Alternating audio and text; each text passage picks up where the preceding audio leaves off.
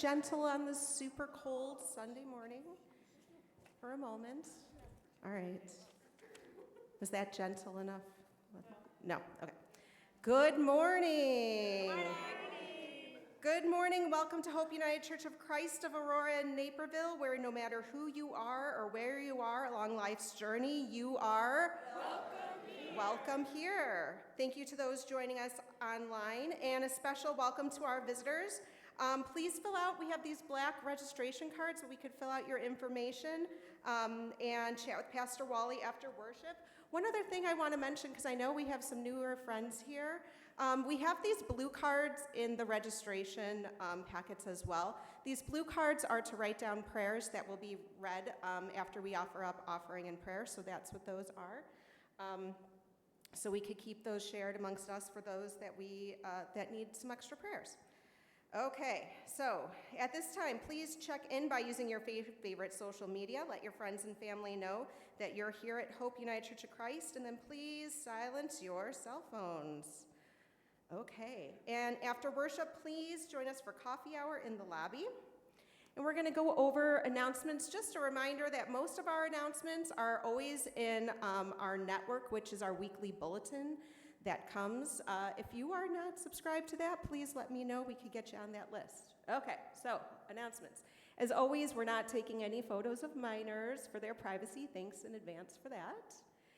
And oftentimes we have what's called lunch bunch. A lot of hopers after service will go to lunch, kind of meet up right outside in the narthex after service, see where people are going today.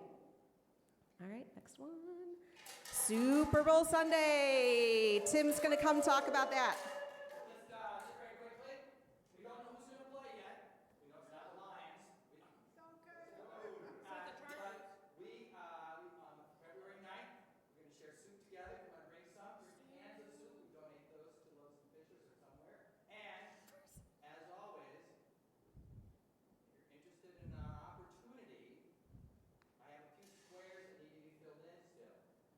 So, see me after. Super Bowl squares. Make that happen for you. Thank you, Tim. Okay. Also coming up in February, this is really exciting. I know that this has been kind of sort of getting planned for a while here. On Saturday, February 22nd at 7 o'clock here at Bethany, we are going to co-sponsor with Bethany of Fox Valley UMC, the church here, to have a presentation of the movie 1946, The Mistranslation That Shifted Culture. It is a documentary that follows the story of tireless researchers who trace the origins of the anti-gay movement among Christians to a grave mistranslation of the Bible in 1946. So please join us. Okay, this is on behalf of the worship team. Thank you to everyone who volunteers to be worship leader, scripture reader, children's time, open close team, all the things, the tech team, all the things that we knew to make Sundays happen. What we've kind of gotten away from having are greeters.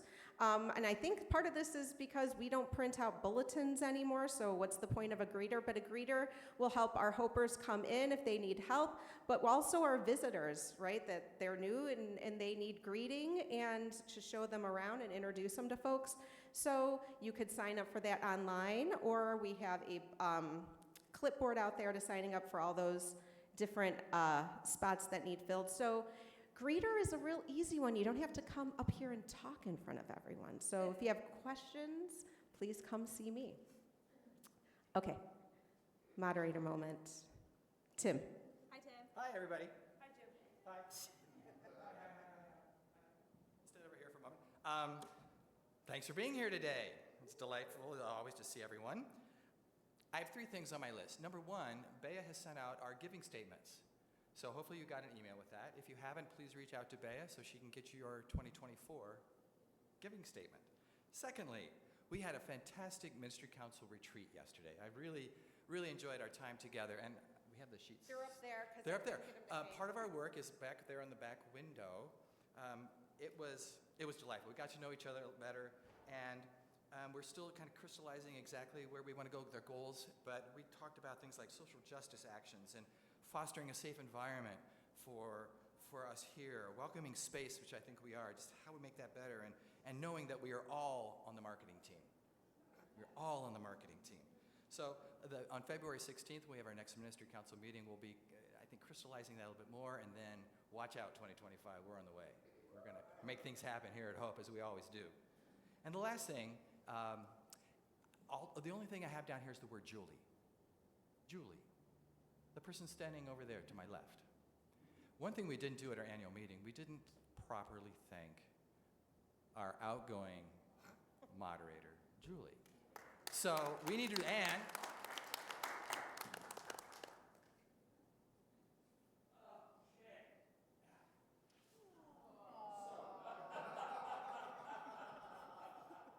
Julie's favorite number is 24, so there are 24 lifesavers, because she's been such a lifesaver in her time as moderator. And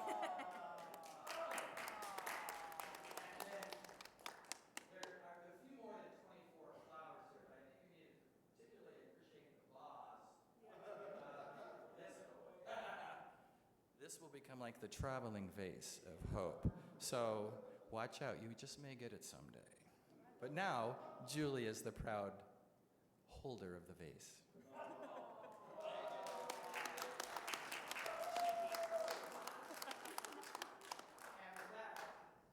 Let's have a great service. Thanks, everybody.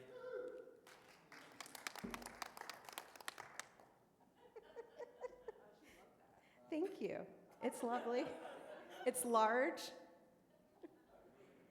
And it's hopeful. So I love it. I'm going to put it right on my dining room table, and my family will enjoy it too. And thank you to everyone who supported me on my journey through being a moderator. And don't worry, y'all get your turn as well someday.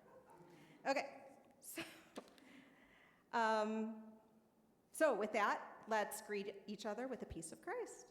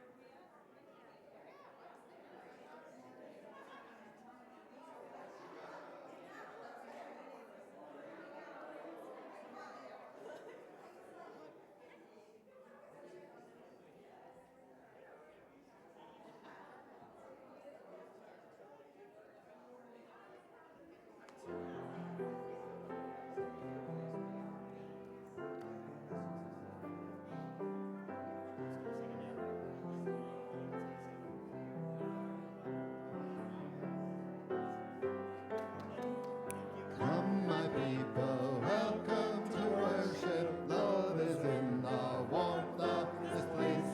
Sing to God a song of thanksgiving. Sing to God a song of praise.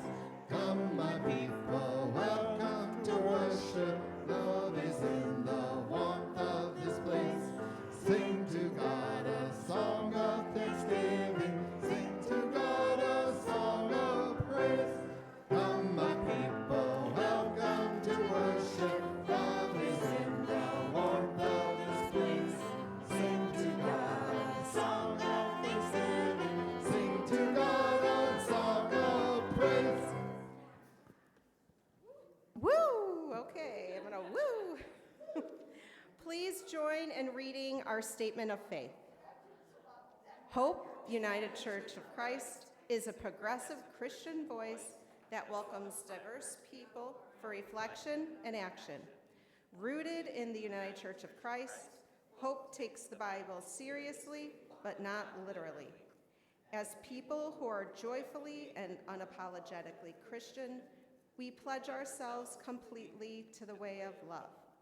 We work to express our love as Jesus taught, by loving God, neighbor, and self.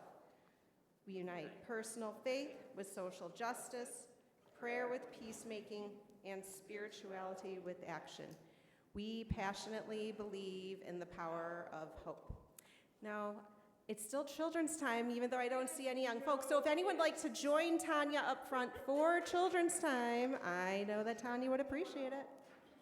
Bum, bum, bum. Look at that. Thank you, folks.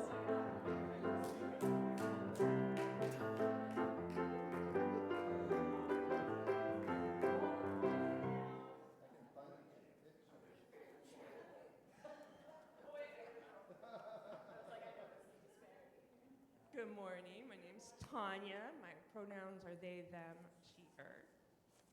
What are we celebrating tomorrow?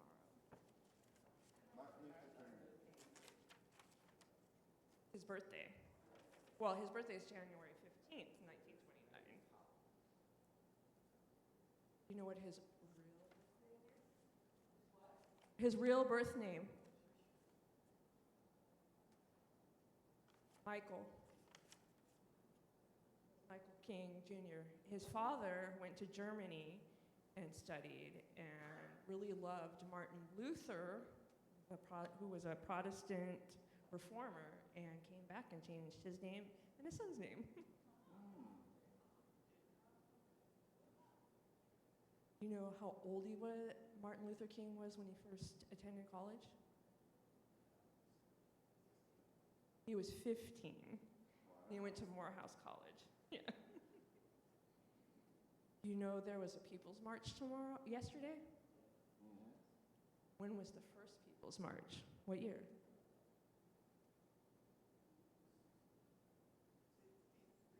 '63.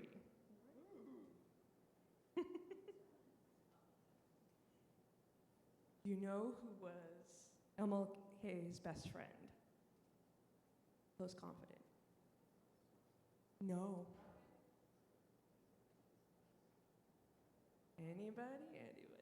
Bayard Rustin. Yeah, and he was the chief architect of the 1963 march. And he was also an LGBTQ activist and openly gay black man in the 50s. It was amazing. And then I have this cool book by my favorite poetess, Nikki Giovanni. I'm going to read one poem from her. And it's called No Heaven. How can there be no heaven when rain falls gently on the grass, when sunshine scampers across my toes, when corn bakes into bread, when wheat melts into cake, when shadows cool and owls call and little finches eat upside down? How can there be no heaven when tears comfort, when dreams caress, when you smile? Amen.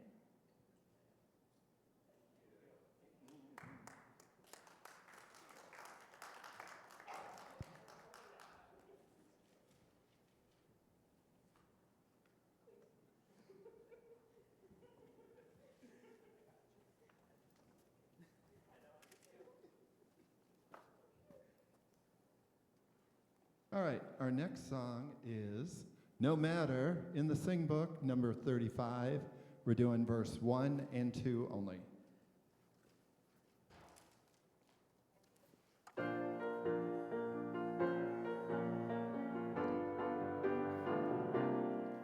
No matter who, no matter what, no matter where you are on the journey of life, you're welcome, welcome in this place. No matter who, no matter what, no matter where you are on the journey of life, accepted, welcome by God's grace. For we are family.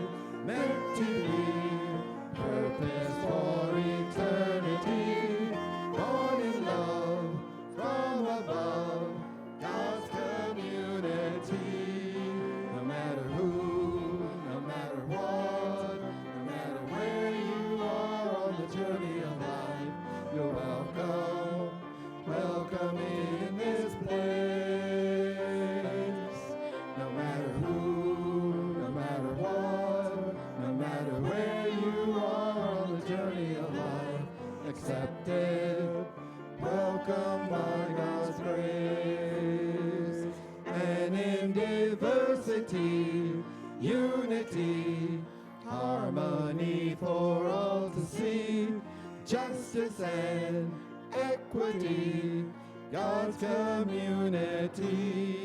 No matter who, no matter what, no matter where you are on the journey of life, you're welcome, welcome in this place. No matter who, no matter what, no matter where you are on the journey of life, accepted, welcome by God's grace.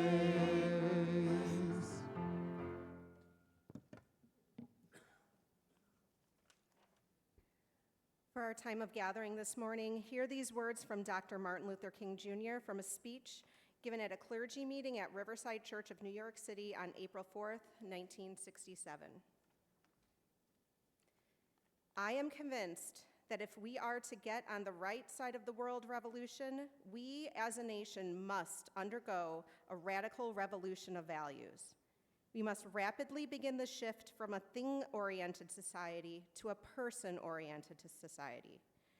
When machines and computers, profit motives, and property rights are considered more important than people, the giant triplets of racism, materialism, and militarism are incapable of being conquered.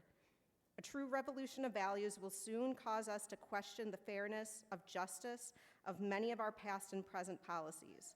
On one hand, we are called to play the Good Samaritan on life's roadside, but that will be only an initial act.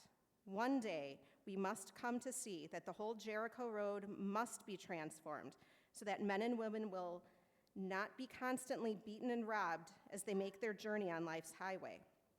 True compassion is more than flinging a coin to a beggar. It is not haphazard and superficial. It comes to see that an edifice which produces beggars needs restructuring.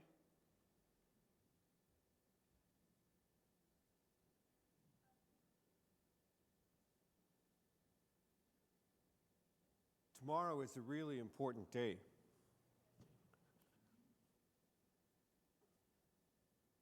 I know what you think I'm going to say, but I'm not.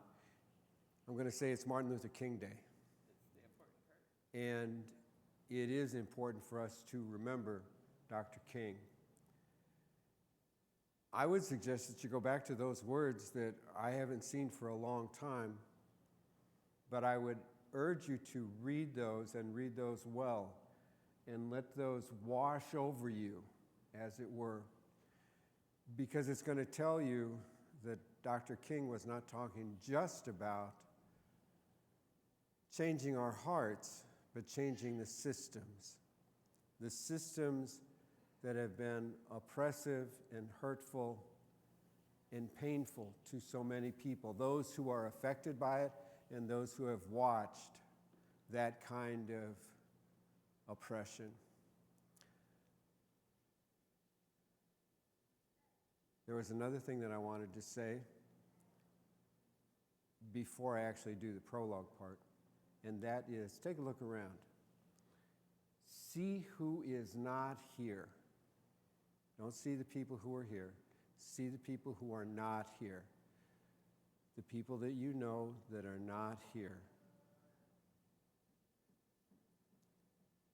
Can you name any of them?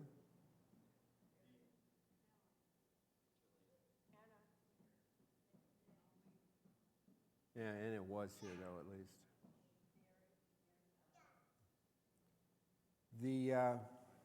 The weather is vicious outside, and it's going to be that way for a while. It's January in Illinois. What are you going to do? Who's going to contact those people just to see if they're okay? Okay? Okay. Just a phone call.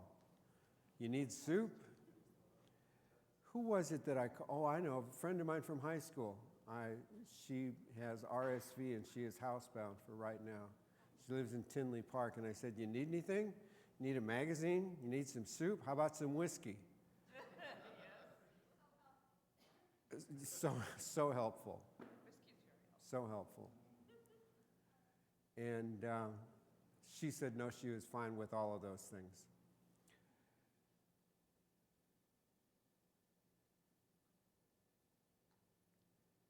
Martin Luther King is an important part of my life. There was a book that he wrote in 1955 called Stride Toward Freedom, which sketched out what he felt about things, how he felt about things.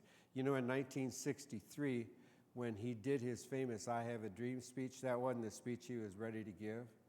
He was not ready to give that speech. He started off giving an entirely different speech, and to, what was it, 250,000 people there that he was speaking to, and he was putting people to sleep. Martin Luther King was putting people to sleep until, who was it, Debbie? Mahalia Jackson said to him, "Tell them about the dream, Martin. Tell them about the dream." And that's when he went into the speech, "I have a dream today." I have a dream today, too. For those of you who don't know, this is my prologue. This is where I take a little time and I try to sketch out what we're going to talk about, or how I want us to feel about the rest of the hour that we are together in worship. And my dream today is that we somehow are able to fill our lives with joy. Now, you guys help. There you are. You moved. How can I possibly miss you? I mean, but you guys help a lot, bringing joy into things, but not always do we catch the spirit of joy. Sometimes we come carrying too much into here. I grew up in the 50s, born in 1950, and got a new church building when I was 4 years old. And it was a classic understanding of what a church was supposed to be. This is almost a thrust chancel in this particular architecture of this particular church.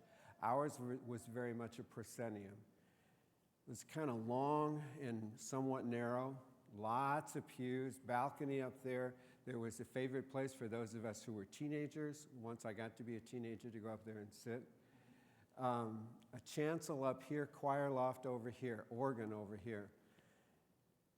Probably 3 steps, maybe 4 steps to get to the platform of the chancel that would be behind me, just like this one is, and then another 3 steps to get to the altar. So it was like climbing the mountain. And there were also another 3 steps to get to the pulpit, so that the pulpit was up here someplace. The doors were closed, always closed. They weren't locked, there were no locks on them, but the doors were closed. You could visit as much as you wanted out there. You came in here, you were quiet. Just imagine us that way. Nah, it's not going to happen. Not going to happen. But we were completely conditioned to be quiet, because there would be people who would come in here and they would be in meditation or they would be in prayer, but they were quiet. Someplace about 5 or 10 minutes until the hours of the worship service, either my mother or my godmother would start playing on the organ, the prelude. And that was everybody's signal to come in. I didn't have to have Julie saying, come on, let's get in, we're about to start. We just knew when the organ started, it's time to be in here, and it's time to sit, and it's time to be quiet.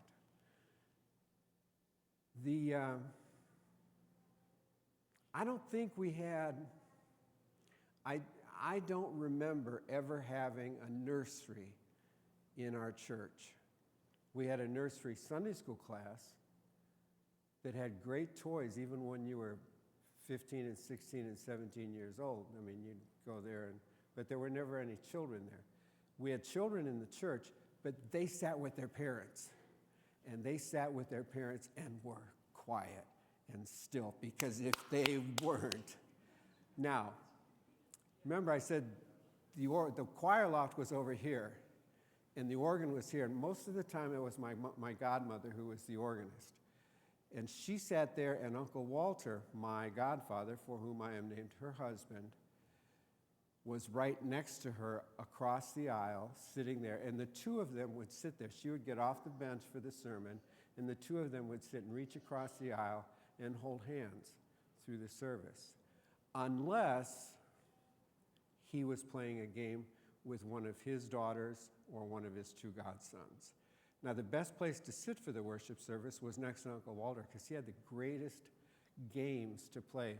We would take a pencil and we would, on the bulletin, color in all the circles of the O's or the G's or whatever it was, and then we would try to make shapes out of them. And he was amazingly creative like that. There were also times when, if you were not sitting next to him, that you might be chatting with who were essentially my sisters. They were about our age and everything, but all he had to do was just give you, I mean, he's sitting there and he just look. Who? Okay, we'll be quiet now. You know that look. Your parents, your grandparents, they gave you that look, and you knew how it happened. Never a children's sermon. Who, baby? No, not a children's sermon. It was rigid. It was formulated. It was stiff, and there was no joy. How many times have you been any place where you've been able to observe people taking communion, and they come up to the chancel to receive? Oh, by the way, we never took communion up there at the chancel. It was always passing back and forth. No, I'll tell that story another time.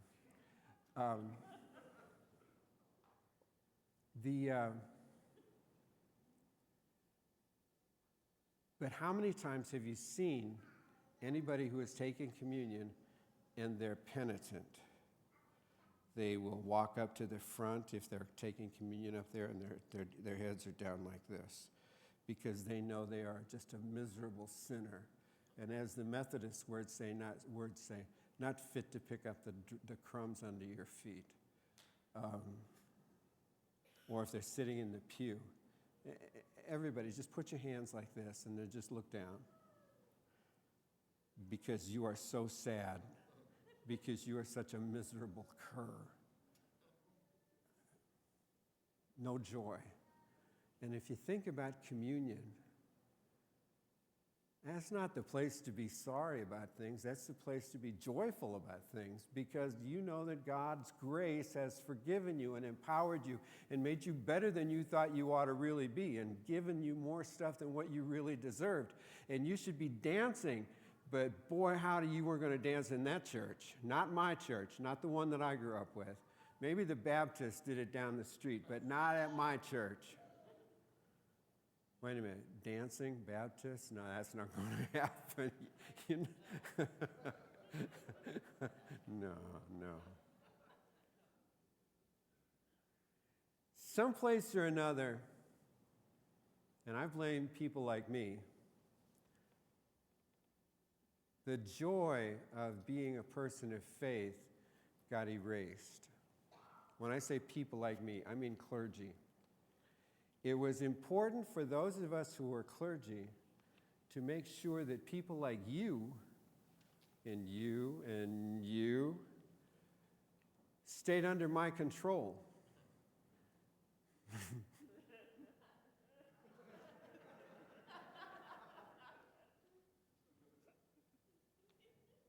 There's always somebody from the peanut gallery, always somebody from the peanut gallery.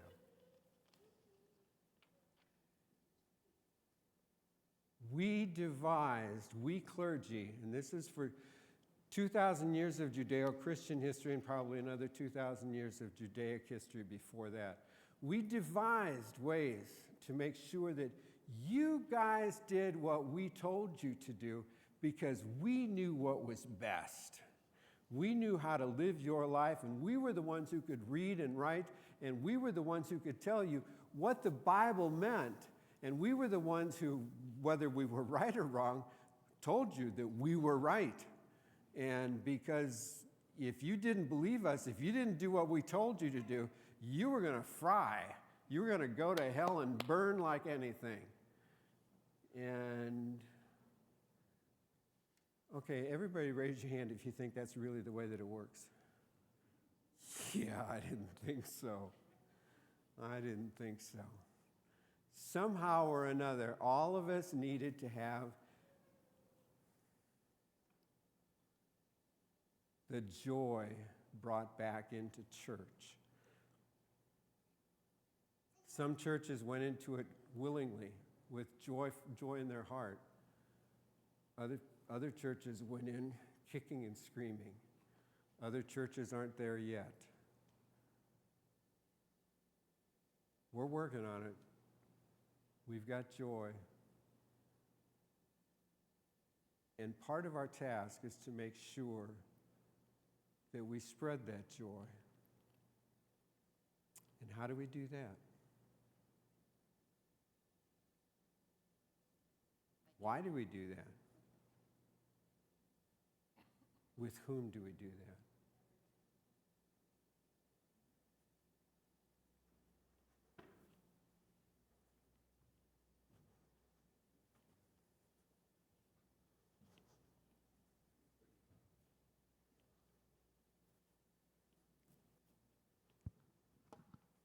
Okay, if you're willing and able, we'll be singing I'm Determined in the Sing Books, 131.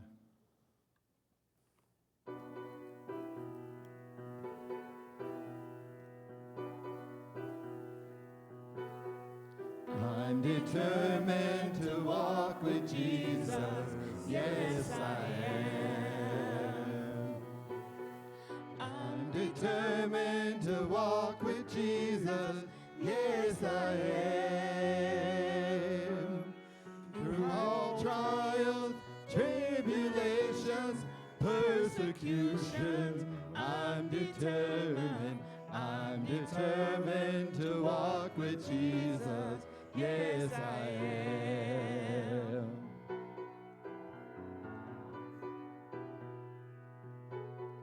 I'm determined to walk with Jesus, yes I am.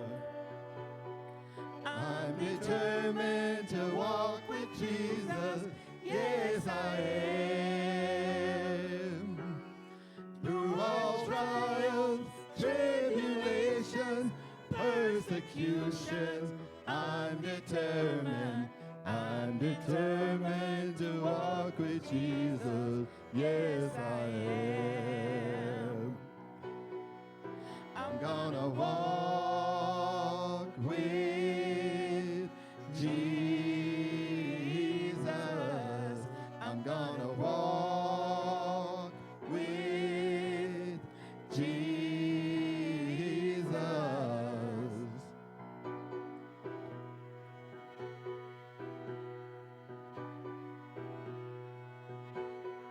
We're determined to walk with Jesus, and we will.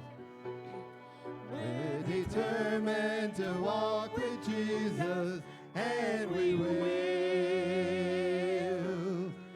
Through all trials, tribulations, persecutions, we're determined to walk with Jesus, and we will.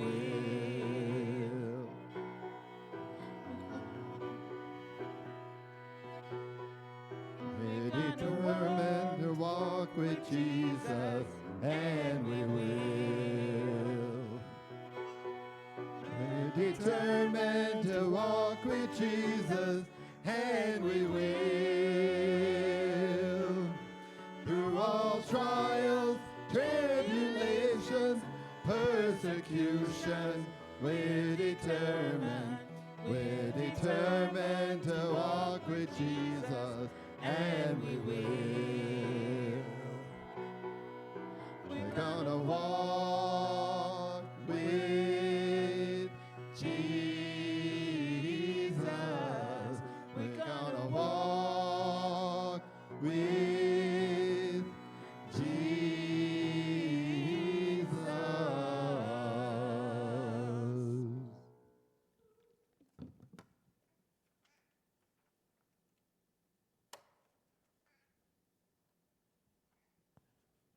Okay, it's time for a quiz.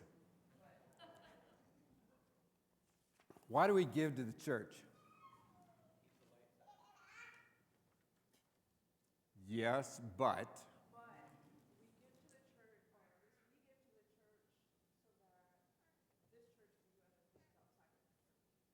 You're going to have to use an outside voice, Tanya. I am using my outside voice. You're so gentle. Scream at me. No, don't. Okay,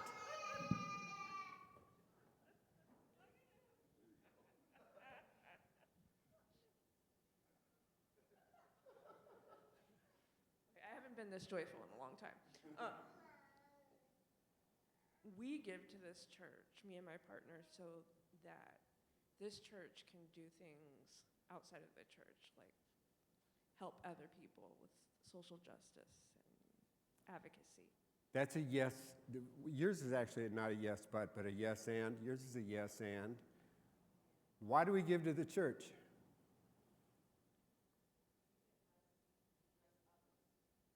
Say that again. Because we have been blessed. We have been given unto first. This past week, Debbie and I didn't have any hot water for about 3 days.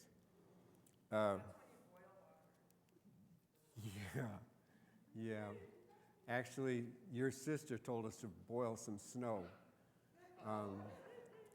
It was quite an interesting task because our landlord used to live in Toronto and now lives in Dallas, and had a different phone number and different everything.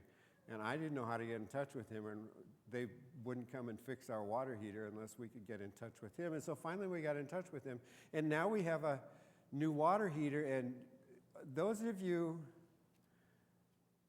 who have never had a problem with a water heater in the middle of winter, well, good on you. But we're grateful that we were blessed with a new water heater. And we were able to find where our landlord was, and he was able to get all that stuff done. Little things, big things. I am grateful for so much stuff, but I'm right now, at this very moment, at this very instant, I'm mostly grateful for all of you and for what we do. And yes, to keep the lights on so that we can take the message of social justice and get it out to the rest of the world, and so many other things that we do. So, let's take an offering. You want both? You can have both baskets.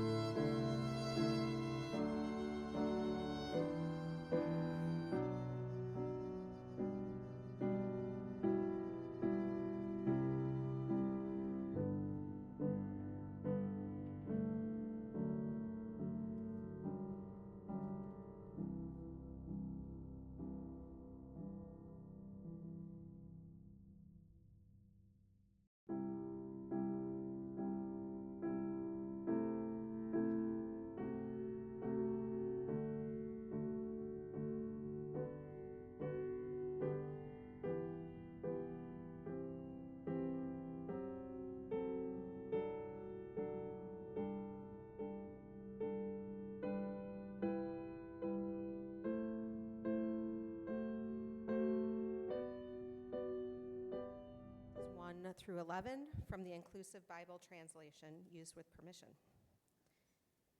3 days later, there was a wedding at Cana in Galilee, and Mary, the mother of Jesus, was there.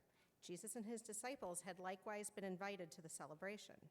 At a certain point, the wine ran out, and Jesus' mother told him, "They have no wine." Jesus replied, "Mother, what does that have to do with me? My hour has not yet come."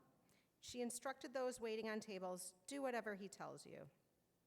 As prescribed for Jewish ceremonial washings, there were 6 stone water jars on hand, each one holding between 15 and 25 gallons. "Fill those jars with water," Jesus said, and the servers filled them to the brim. "Now," said Jesus, "draw some out and take it to the caterer." They did as they were instructed. The caterer tasted the water, which had been turned into wine, without knowing where it had come from. The only ones who knew were those who were waiting on tables, since they had drawn the water. The caterer called the bride and groom over and remarked, "People usually serve the best wine first. Then, when the guests have been drinking a while, a lesser vintage is served. What you've done is keep the best wine until now." Jesus performed this first of his signs at Cana in Galilee. In this way, he revealed his glory, and the disciples believed in him.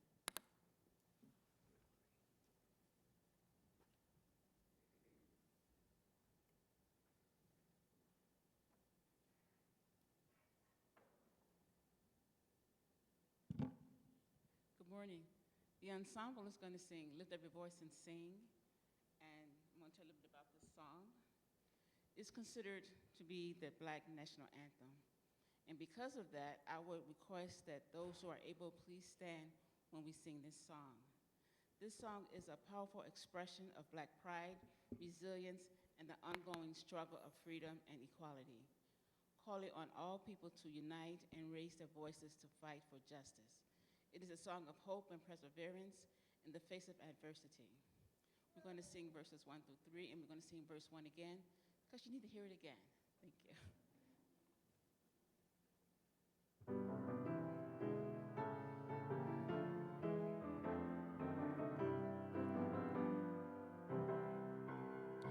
Lift every voice and sing till earth and heaven ring. Ring with the harmonies of liberty. Let our rejoicing rise high as the listening skies. Let it resound loud as the rolling sea. Sing a song full of the faith that the darkness has taught us. Sing a song full of the hope that the prison had brought us. Facing the rising sun of a new day begun, let us march on till victory is won. Stony the road we trod, bitter the chastising rod, felt in the day when hope unborn had died. Yet if it's a steady beat, have not our weary feet come to the place for which our fathers died.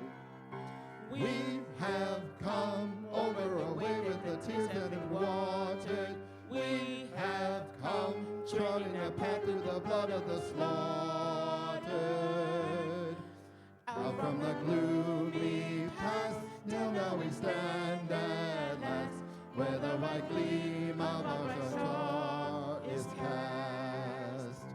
God of our weary years, God of our silent tears, thou who hast brought us thus far on the way, thou who hast by thy might led us unto the light, keep us forever in the path we pray.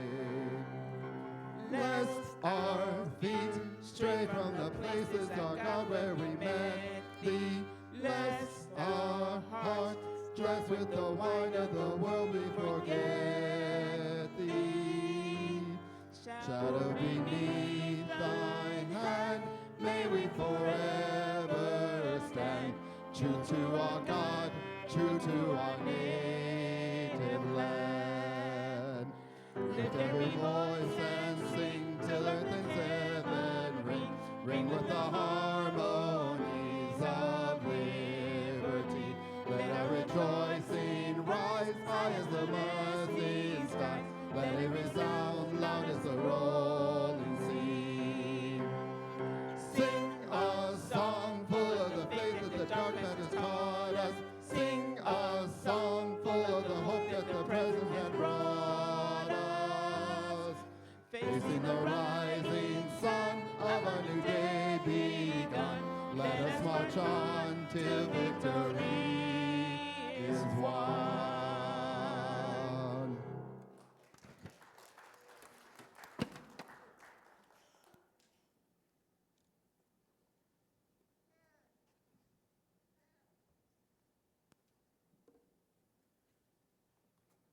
Jesus loved to party.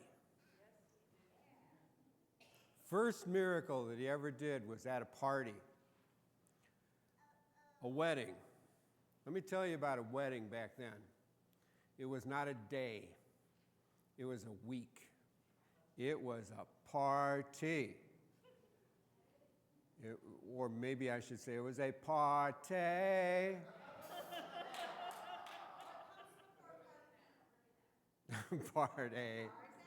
Party. That's right. That's right. That's a new one. I'd never heard that one before. So here's how it went. They're at the party. They had this party for a week, and someplace in the middle, the couple stood up and they got married, which I think sounds like to take a weekend. And I mean, if you're going to go someplace, have a destination wedding, or even at a church or whatever, have a party. Go to somebody's backyard, have a party, stay there. Somebody stands up, somebody does a wedding, and then the party continues, and it just sounds like a celebration, right? I just think that's probably the way that we ought to do it. I've always thought it was weird that a preacher who has no legal training whatsoever is the one who gets to say, you enter into this legally binding contract for the rest of your life, and if you want to get out of this contract, it's going to cost you a lot of money. Been there, done that. So they're at this party, and I don't know if the wedding has happened yet or if it hasn't happened yet.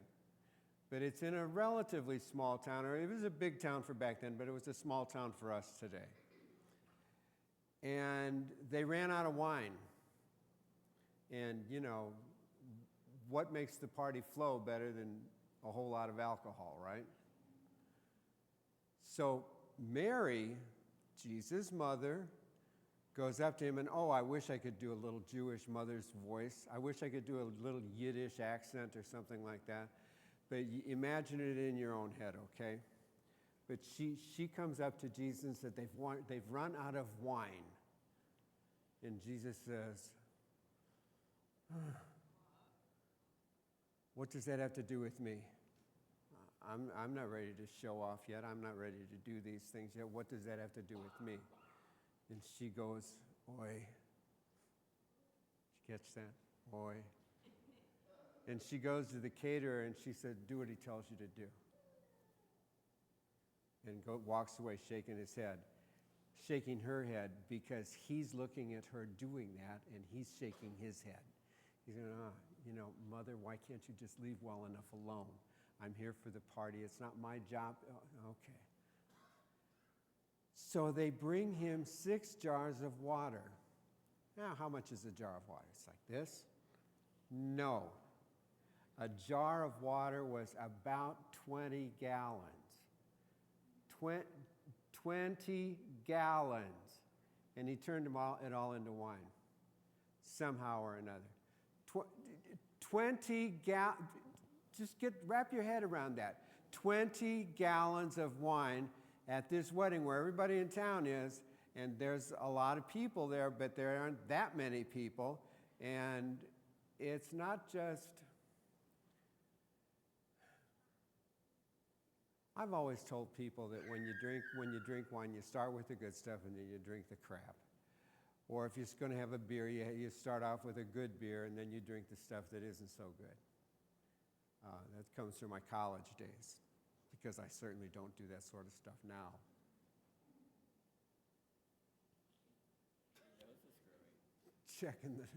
Checking the ceiling here to see that there's no lightning coming.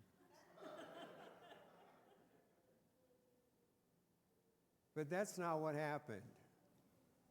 They started off with good wine, and then when Jesus turned the water into wine, he turned it into better wine, the best wine. We don't know how the party ended, but we're thinking it was probably a really good time for everybody involved. We're thinking there were stories that were told, maybe jokes, maybe people got up and did a comedy routine, maybe Somebody got to be a backup dancer for Debbie Harry. You knew that was going to come up someday. I know. Thank you. Ask him about that. But there was joy. There was joy because that's what Jesus brings. I mean, let's face it. Let's face it. Life can be tough. Life can be tough. I was just telling you that when I get up in the morning, if I don't hurt, I'm probably dead. You know? 5 years ago, it wasn't that way. But right now, that's how it works. I have arthritis in every joint in my body except this one. I have sore muscles. I have broken back. I have bad knees. I have bad toes. When it's time for me to play my guitar, I have to really stretch, especially this hand. You know, this hand is on the fretboard. I have to stretch these fingers because they don't work like they used to. And that's how I feel, right there. Thank you for the sound effects. I appreciate that. Look at that adorable little hairdo she's got going there.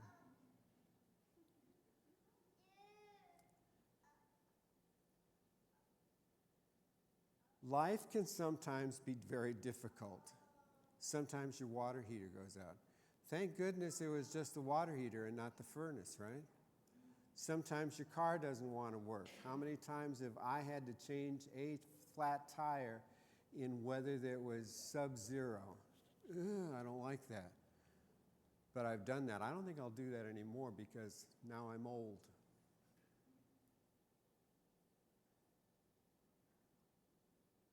But Jesus comes to tell us it's going to be okay. It's going to be okay. You're going to be okay. You're going to be all right. Understand this. Understand this. God understands who we are and what we go through. We see life with a beginning and an end. I was born on this. I mean, go to any cemetery, any place, you see a birth date and you'll see an end date, a death date. I was born here and I'll be dying here. That's not how God sees things. I am not. It's above my pay grade to tell you when our life starts. I mean, I don't know that. I don't know that. There are some people who will say that we existed from time immemorial, and there are other people that say that we will begin when we are born. I'm not worried about that. That's behind me, and I don't like to look backwards, because when I look backwards, I fall down. But looking out in front of me, I know without a shadow of a doubt, because I've been promised this, that when I close my eyes last here, I open them someplace else. Now, do I know what that's going to be? I have no idea. I'm kind of hoping, I'm thinking it would be nice if it was a nice lake where I could have a boat, or maybe Wrigley Field on a fine summer day, or maybe Star Trek, whoosh. I don't know. Or maybe the Buddhists and the Hindus have it right. Maybe I get to come back as a dog. I would like that. I mean, who wouldn't want to be a dog, right? Or maybe I come back as, something else. If I've been a good guy, I'll come back as maybe a better guy. And if I haven't been a good guy, I'll come back as, a lobster. But in that process, I don't die.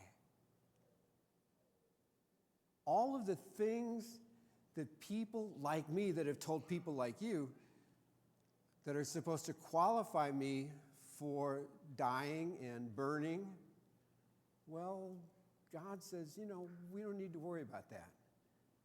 You're going to be okay. You're going to continue. You are going to continue. I won't mind terribly when I get rid of this particular shell. This particular shell, like I said, it hurts. And it has its limitations. See? It has its limitations. Maybe my next life, or my next chapter in life, let's call it that, I won't have those kinds of limitations. I certainly won't have knees that creak every time I move. I certainly won't have a back that twists me up and makes me go. How many of you, when you get out of a chair, have to make a noise to get out of a chair? Like, yeah. And that brings me joy. It's better than 6 jars of wine, I'll tell you that.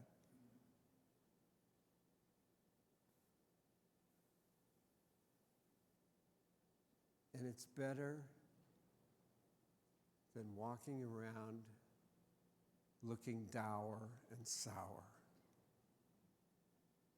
Because I have been blessed, I have been graced, I have been forgiven, I have been completed. And I'm not alone. You too. You too are part of this wonderful gift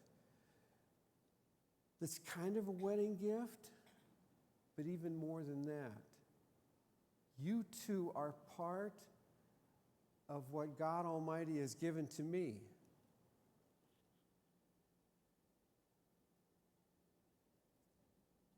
The Hindus say, Namaste. I recognize the God in you. I recognize the God in you. And that brings me joy. Like we said, what comes before part B? Jesus loved a party. And so do we. So do we. Now, the trick for us is to make sure that we get that message out to everybody else. Because there are a lot of sad people out there who need to know what we know. Jesus said, go and preach the gospel to every living creature. The gospel is a party.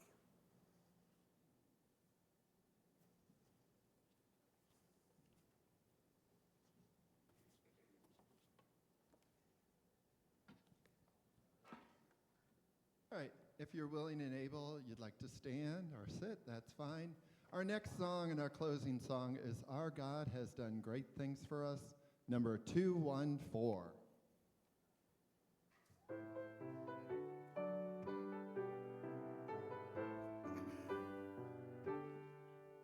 Our God has done great things for us, filling our mouths with laughter. Our God has done great things for us. A shout for joy. Those who have come forth weeping, sowing their seeds with tears, shall come again rejoicing, bringing sheaves of grain. Our God has done great things for us, filling our mouths with laughter. Our God has done great things for us. Let us shout for joy. Those who were taken captive now have returned with joy.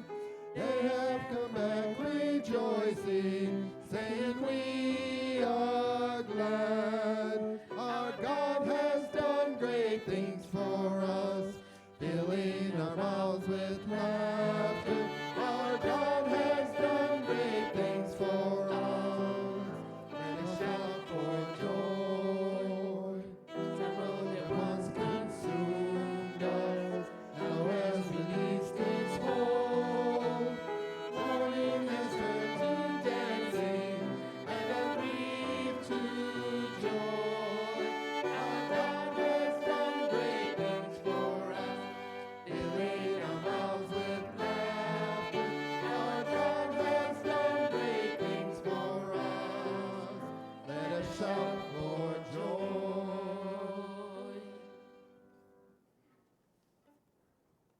I'm not clear about that.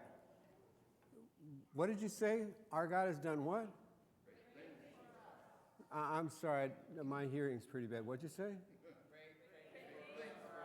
Okay, 1, 2, 3. Cool. Go in peace and go in grace. Go in this clear and certain knowledge that God has done great things for us. But most of all, there's a message you need to spread. So,